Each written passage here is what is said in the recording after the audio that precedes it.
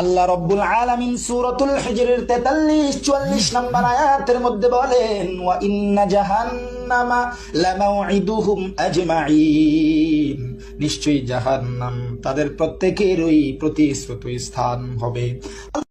এ বন্ধু, হাফিজুরের দালালি ছাড়ো।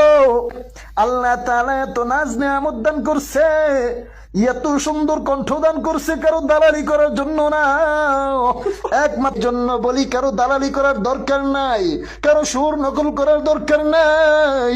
আল্লাহ তোমার যে সুর দিছে ওই সুরটা নিয়ে সন্তুষ্ট থাকো।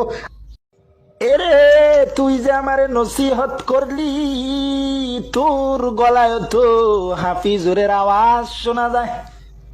তুইও তো হাফিজুরের দালালি কইরা কইরা আরেকজন রে নসিহত দেস না, না,